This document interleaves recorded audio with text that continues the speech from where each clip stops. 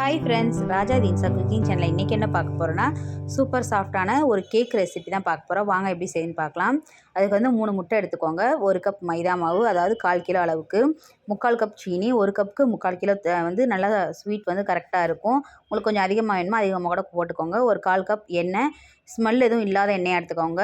2 pinch அளவுக்கு soda powder மாவு, அதாவது வந்து சோடா மாவு, 1 பிஞ்ச் அளவு வந்து பேக்கிங் சோடா வந்து எடுத்துக்கோங்க. இது ரெண்டுமே யூஸ் பண்ணிக்கோங்க. கேக் வந்து நல்லா சாஃப்டாக இருக்கும். இப்போ வந்து 3 முட்டையை உடச்சி ஊற்றியாச்சு. இது வந்து நான் ஃபீட்ரு வச்சு இதை வந்து நல்லா ஃபீட் பண்ணிக்கிறேன். நம்ம வந்து கையில் செய்கிறத விட இந்த மாதிரி செய்யும்போது நல்லா வந்து முட்டை வந்து நல்லா ஃப்ளஃபியாக சூப்பராக இருக்கும் செய்யும்போது. இதை வந்து மெதுவாக வந்து இதை அடிச்சுக்கோங்க. ஃபஸ்ட்டு 1ல் வச்சு அடிச்சுக்கோங்க, ஹையில் வச்சு அடிக்காமல் கொஞ்சம் கொஞ்சமாக மெதுவாக அடிச்சுக்கோங்க. அப்போ நல்லா சூப்பர் சாஃப்டாக பாருங்கள். இப்போவே வந்து நல்லா எல்லோ கலர்லேருந்து நல்லா லைட் எல்லோ கலருக்கு வந்துருச்சு. இந்த மாதிரி கொஞ்சம் கொஞ்சமாக நல்லா வந்து முட்டையை ஹீட் பண்ணி எடுத்துக்கலாம். இப்போ வந்து கேக் செய்கிற ட்ரேயில் வந்து ஒரு 4-5 ட்ராப் வந்து எண்ணெய் ஊற்றி நல்லா ஃபுல்லாக தடவிட்டு, இதில் வந்து கொஞ்சமாக வந்து மைதா மாவு கொட்டி ஃபுல்லாக அந்த எண்ணெய் வந்து எல்லா பக்கமும் படுற அளவுக்கு வச்சுக்கலாம். இப்போ லைட்டாக மைதா மாவு கொட்டி எல்லா பக்கமும் அந்த மாவோட இது படுற மாதிரி வச்சுக்கோங்க. எண்ணெய் தடவிட்டு போடும்போது டக்குன்னு வந்து மாவு வந்து ஒட்டிக்கிறோம். அதனால் வந்து இந்த மாதிரி செஞ்சுக்கோங்க. இது செய்யும்போது வந்து கேக் வந்து இதில் ஒட்டாது. அதனால தான் வந்து இந்த மெத்தேடு செய்கிறோம். இது செஞ்சுட்டு உங்கள்கிட்ட வந்து அந்த பேப்பர் பாருங்கள், இது ஃபுல்லாக வந்துருச்சு. இது வந்து ஃபுல்லாகவே நல்லா எல்லா பக்கம் மாவு எண்ணெய் இது பண்ணி வச்சாச்சு. உங்கள்கிட்ட வந்து பட்டர் ஷீட் இருந்தால் வந்து இதில் யூஸ் பண்ணுங்கள். இல்லைனா இந்த எண்ணெய் போட்டு மாவு தடவினதே போதுமானது தான். இந்த பட்டர் ஷீட் இருந்துச்சு, அதனால் வந்து இதை போட்டுக்கிட்டேன்.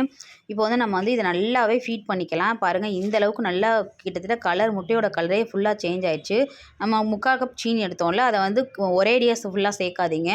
ஒரு 3 தகனி 4 தகனியாக வந்து கொஞ்சமாக சேருங்க. அப்போதே வந்து நம்ம முட்டையும் அதுவும் சேர்த்து அடிக்கும்போது நல்லா பஞ்சு மாதிரி நல்லா சாஃப்டாக கிடைக்கும். மொத்தமாக ஜீனியை போடும்போது ஜீனிலேருந்து ஒரு தன்மை வரும்ல, தண்ணியை வந்து இது பண்ணுறதுனால ஃபுல்லாக அந்த முட்டையோட இது ஃபுல்லாக போய் ஒரு மாதிரி நார்மல் முட்டை மாதிரி வந்துடும். அதனால் கொஞ்சம் கொஞ்சமாக சேர்த்து நல்லா மெதுவாக அடிச்சுக்கோங்க. ஃபஸ்ட்டு நம்பர்லேயே 1ஆம் நம்பர்லேயே வச்சு அடிச்சுக்கோங்க. நான் கிட்டத்தட்ட 4 தகனியாக பிரித்து போட்டு செஞ்சேன். பாருங்கள் எவ்வளோ சாஃப்டாக கிட்டத்தட்ட க்ரீம் மாதிரியே இருக்குது. வெறும் சீனியும் முட்டையும் மட்டும்தான், நல்லா க்ரீம் அளவுக்கு இருக்குது சூப்பராக. இதை வந்து நல்லா மெதுவாக அடித்து எடுத்துக்கோங்க. நம்ம வந்து ஒவ்வொரு மெத்தேடும் நல்லா சாஃப்டாக செய்யும்போது டேஸ்ட்டு சூப்பராக இருக்கும். நம்ம அந்த ஒரு பிஞ்ச் அளவு பேக்கிங் சோடாவும் பேக்கிங் பவுடரும் எடுத்துருந்தோம்ல, அதை வந்து இந்த முட்டையிலே இப்போ சேர்த்துக்கலாம். இப்போ இதை நல்லா ஃபுல்லாகவே நல்லா அடித்து எடுத்துக்கலாம். பாருங்கள் இந்த அளவுக்கு இருக்குது. இப்போ இதில் வந்து 1 கப் மைதா எடுத்துருந்தோம்ல, இதையும் வந்து உடனே சேர்த்துறாதீங்க. கொஞ்சம் கொஞ்சமாக கொட்டி சேருங்க. ஏன்னா இது மாவுங்கிறத கண்டு அங்கங்கே கட்டியாக நின்றுக்கிறோம். அதோட நம்ம முட்டை வந்து நல்லா சாஃப்டாக அடித்து வச்சுருக்கோம்.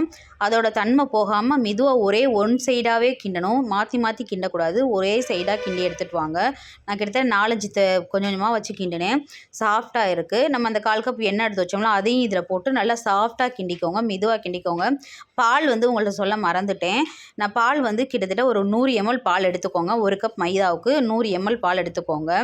இது ஃபுல்லாக இதை மெதுவாகவே நீங்கள் வந்து இந்த மாதிரி செய்யுங்க. அதே மாதிரி ஒரே சைடில் தான் செய்யணும். இப்போ வந்து இதை வந்து கேக் ட்ரேயில் மாற்றிடலாம். கேக் ட்ரேயில் மாற்றிட்டு பாருங்கள் நல்லா சாஃப்டாக இருக்கும். இப்போ வந்து மைக்ரோ ஓவனை வந்து ஹீட்டு வந்து 180யும் நான் டைம் வந்து கிட்டத்தட்ட ஒரு 1/2 அன் ஹவருக்கு வைங்க. 30 செகண்ட் வச்சுட்டு நல்லா நம்ம ஃப்ரீ ஹீட் பண்ணியாச்சு. நல்லா ஹீட் ஆயிடுச்சு. நம்ம இப்போ வந்து இதை வந்து கேக் ஊற்றி வச்சோம்ல ட்ரே, அதை உள்ளே வச்சிடலாம். இது கிட்டத்தட்ட 30 நிமிஷம் ஆயிடுச்சு. பாருங்கள் சூப்பராக சாஃப்டாக மேலெல்லாம் நல்லா வெந்து கலர் ஃபுல்லாக சேஞ்ச் ஆகிருக்கு பாருங்கள். பார்க்கையிலே உங்களுக்கே தெரியும் சூப்பராக சாஃப்டாக இருந்துச்சு. சாப்பிடும்போதும் டேஸ்ட்டு சூப்பராக இருந்துச்சு. தித்திப்பு மட்டும் உங்களுக்கு வந்து தகுந்த அப்படியே ஜீனியோட அளவு கூட குறைய போட்டுக்கோங்க. எங்களுக்கு வந்து நார்மலாக இருந்துச்சு. இப்போ நல்லா கேக் ஆறுனதுக்கப்புறம் சுற்றி வந்து நம்ம வந்து ஒரு கத்தியை வச்சு இந்த இதை வந்து சூடு ஆறுனதுக்கப்புறம் செய்யுங்க. அப்போ தான் கேக் வந்து உடையாமல் சூப்பராக சாஃப்டாக கிடைக்கும். கொஞ்சம் வெயிட் பண்ணி கேக் ஆறுனதுக்கப்புறமே இதை ட்ரை பண்ணுங்கள். இதை நல்லா ஃபுல்லாக சுற்றி எடுத்து விட்டுக்கலாம். பாருங்கள் ஃபுல்லாக நல்லா ஆறிடுச்சு. இப்போ வந்து ஒரு பிளேட்டுக்கு வந்து இதை மாற்றிடலாம். ரொம்ப ஈஸியாக சிம்பிளாக டேஸ்ட்டாக இருந்துச்சு. சூப்பராக இருந்துச்சு கேக்கு. இதே மாதிரி ஒரு தடவை ட்ரை பண்ணி பாருங்கள். இப்போ பட்டர் சீட் போட்டனால கீழே வந்து ஒட்டவே இல்லை. பட்டர் சீட் இல்லைனாலும் நம்ம எண்ணெயும் மாவும் போட்டலாம், அதுவும் ஒட்டாமையே வரும். பாருங்கள் சூப்பராக ரெடி ஆயிடுச்சு. கொஞ்சம் கூட அந்த கலர்லாம் ஃபுல்லாக ரொம்ப சேஞ்ச் ஆகாமல், கலர் ரொம்ப கரிஞ்சு போயிடாமல் 30 செகண்ட் வந்து கரெக்டாக இருந்துச்சு டைமும். பாருங்கள் எவ்வளோ சாஃப்டாக இருக்குது. நான் அமுக்கி காமிக்கிறேன் பாருங்கள். நல்லா சாஃப்டாகவே இருந்துச்சு. இதே மெத்தேடில் கண்டிப்பாக செஞ்சு பாருங்கள். இதில் வந்து நான் கொஞ்சமாக வந்து பாருங்கள் எவ்வளோ சாஃப்டாக இருக்குது. நான் வந்து இதில் வந்து டார்க் சாக்லேட் என்கிட்ட இருந்துச்சு, அதனால் வந்து நான் டார்க் சாக்லேட் வந்து நீங்கள் க்ரீம் மாதிரியும் செஞ்சு இதில் ஊற்றிக்கலாம். என் பொண்ணுங்க வந்து சும்மா இதில் துருவி கொடுங்க எங்களுக்கு அதே போதும்னு சொல்லிட்டாங்க. அதனால் நான் வந்து வெறும் அதை மேலாப்பில் திருவிட்டு வெறும் ஸ்ப்ரிங்கிள் மட்டும் தான் போட்டு சும்மா கொடுத்தேன். அதுவே டேஸ்ட்டு சூப்பராக இருந்துச்சுன்னு சொன்னாங்க. கண்டிப்பாக இதை வந்து உங்கள் வீட்டில் ட்ரை பண்ணி பாருங்கள் இந்த கேக் ரெசிபியை. இந்த வீடியோ உங்களுக்கு பிடிச்சிருந்தா லைக் பண்ணுங்கள், ஷேர் பண்ணுங்கள், கமெண்ட் பண்ணுங்கள், சப்ஸ்கிரைப் பண்ணி பெல் ஐக்கானை ப்ரெஸ் பண்ணுங்கள். கண்டிப்பாக இதை உங்கள் வீட்டில் ட்ரை பண்ணி பார்த்துட்டு கமெண்ட்டில் எப்படி இருக்குன்னு சொல்லுங்கள். இந்த ஸ்ப்ரிங்கிள் எல்லாம் போடும்போது டேஸ்ட்டு சூப்பராக இருந்துச்சு. இதே டார்க் சாக்லேட் வந்து லைட்டாக மெல்ட் பண்ணிவிட்டு இதை ஊற்றி சாப்பிட்டாலும் அதுவும் டேஸ்ட்டு சூப்பராக இருக்கும். பாருங்கள் கேக்ஸ் வெட்டி சாப்பிடும்போது சூப்பராக இருக்குது. ரொம்ப சாஃப்டாக இருந்துச்சு. வாங்க சாப்பிட்லாம்.